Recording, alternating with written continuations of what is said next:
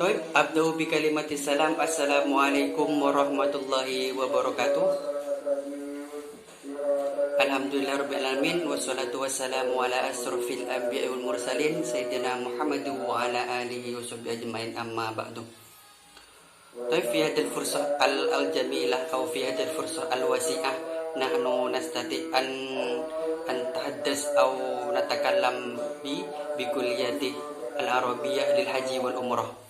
Nah, fi hadhihi al-fursah yakni nahnu natahaddas bi tarikh al-arabiyyah, yakni pada kesempatan kali ini kita akan berbicara atau mengenal dengan sejarah lahirnya negara Arab Saudi. Nah, sebelum itu kaifa halukum jami'an? Alhamdulillah bil khair.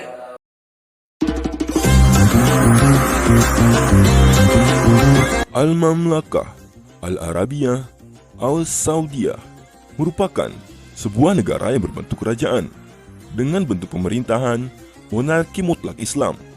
Negara ini diproklamirkan oleh Abdul Aziz bin Abdurrahman As-Saud pada tanggal 23 September 1932.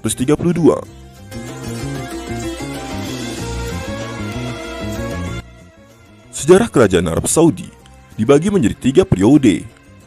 Dinasti pertama pada tahun 1744 sampai 1818.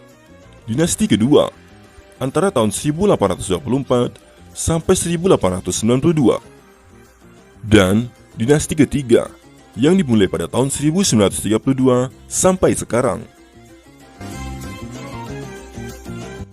Terbentuknya kerajaan Arab Saudi tidak terlepas dari kemunduran yang dialami oleh Daulah Khilafah Utsmaniyah di Turki, serta campur tangan penjajah dari Eropa seperti Inggris dan Perancis.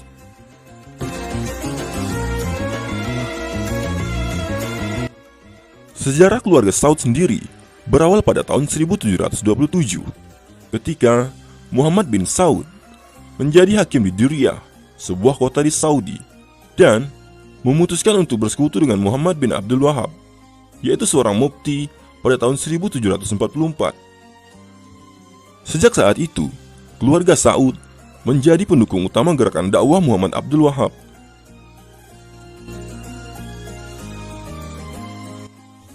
Persekutuan Saud dan Abdul Wahab ini menjadi suatu kekuatan baru di dunia Arab, baik dari segi politik maupun dari segi spiritual. Mereka berkembang dan menjadi ideologi pemersatu kesukuan yang bersifat keagamaan di wilayah kekuasaan Ibnu Saud.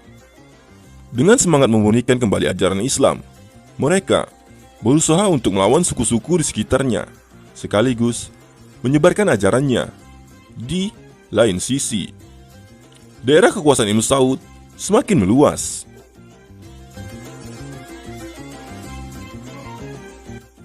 Kekuasaan Bani Saud sendiri makin lama makin besar.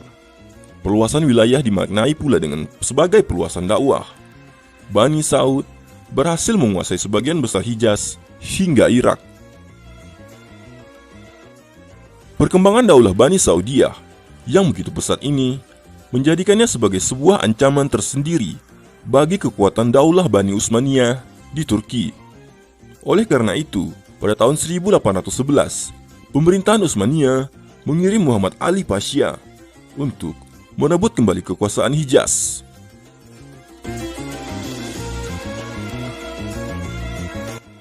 Muhammad Ali Pasha adalah perwira militer Daulah Utsmaniyah yang diangkat menjadi gubernur Mesir. Muhammad Ali Pasha mendapatkan pendidikan militer dari Perancis. Ia seorang pejabat militer yang sangat ambisius. Ia juga memulai proses sekularisasi di Mesir. Perang ini dimenangkan oleh Utsmani. Abdullah I menyerah pada tanggal 9 September 1818 dan dikirim ke Konstantinopel dan dieksekusi di sana. Muhammad Ali Pasha pula lah yang melakukan pemberontakan terhadap Daulah Utsmaniyah pada tahun 1832. Pasukan Mesir yang dikirimnya berhasil menebus seluruh wilayah Palestina, Yordania, Lebanon, dan Suriah dari tangan Utsmaniyah hingga mencapai wilayah dekat Istanbul Akibatnya, hampir saja ibu kota Daulah Utsmaniyah jatuh ke tangan pasukan Mesir.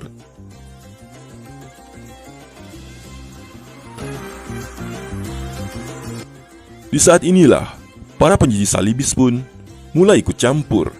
Inggris, Prancis, dan Rusia melakukan campur tangan sehingga memaksa gubernur Mesir Muhammad Ali Pasha dan Sultan Mahmud II dari Daulah Utsmaniyah untuk mengadakan perundingan Kuhatiyah pada tahun 1833. Perundingan ini membuat Mesir menjadi kerajaan semi-independen, di mana Muhammad Ali Pasha dan anak keturunannya menjadi raja penuh Mesir. Dinasti Saud periode kedua dimulai sejak Turki Ibnu Abdillah berkuasa di Riyadh pada tahun 1824.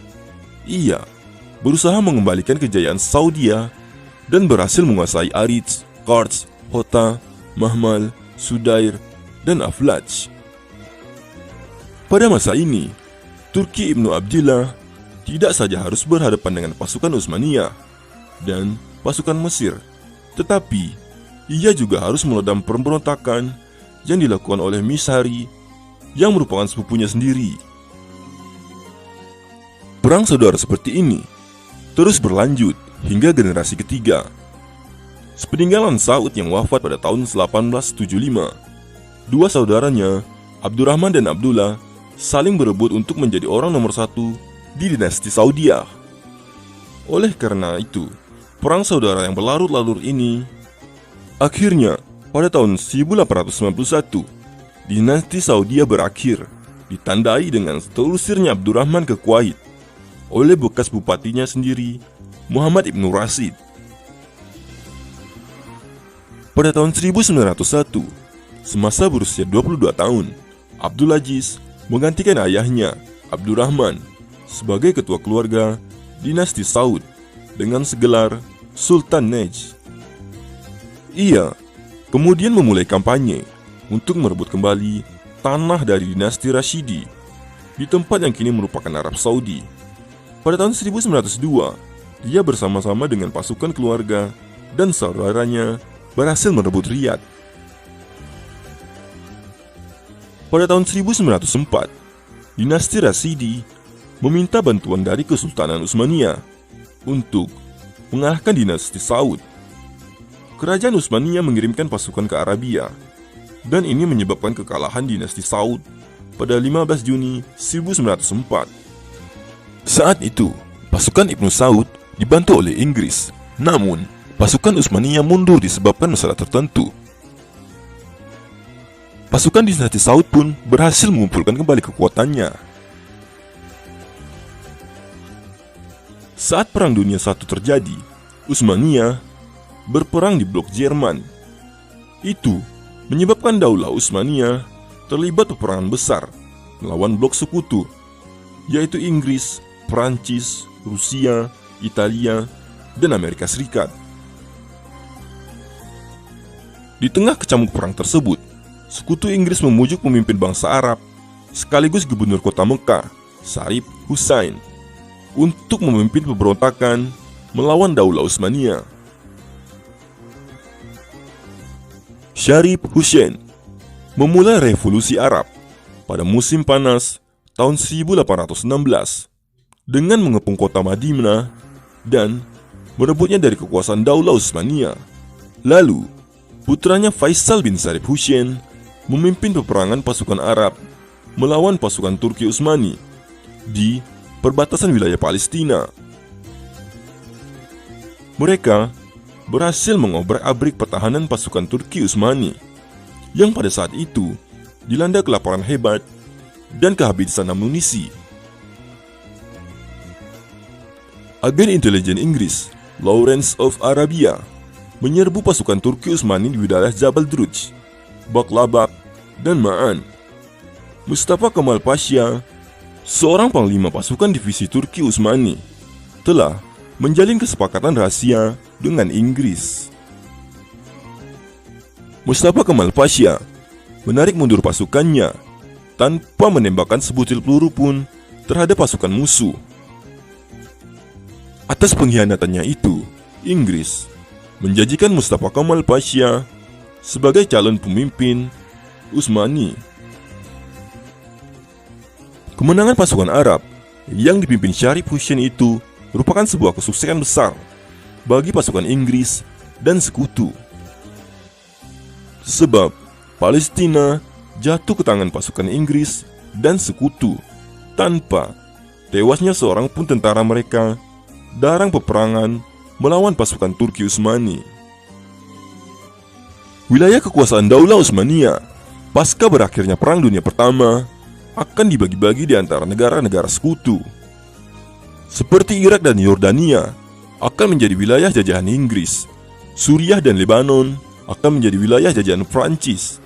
Palestina akan berada di bawah mandat Inggris sebagai persiapan pembentukan negara Yahudi.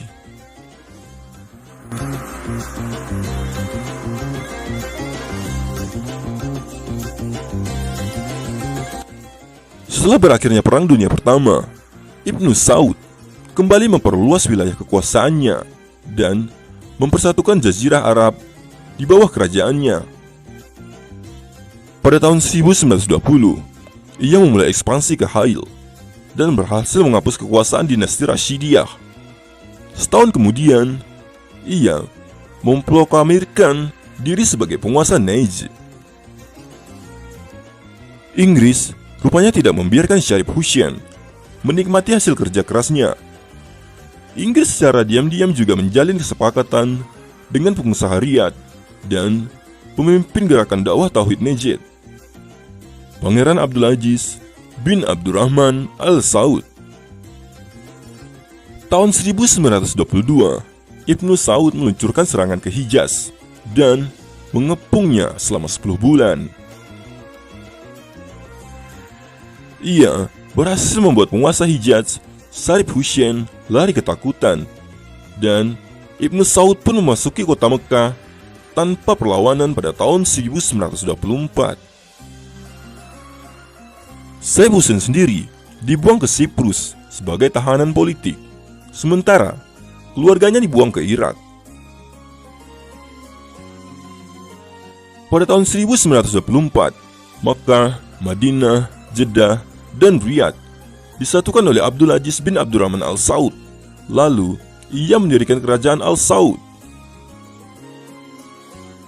Pada tahun 1930, Al Saud menumpas habis semua kelompok pemberontak dari sekutunya dan bangsa-bangsa Arab yang memberontak seperti Al-Ikhwan dan melarang segala bentuk gerakan politik.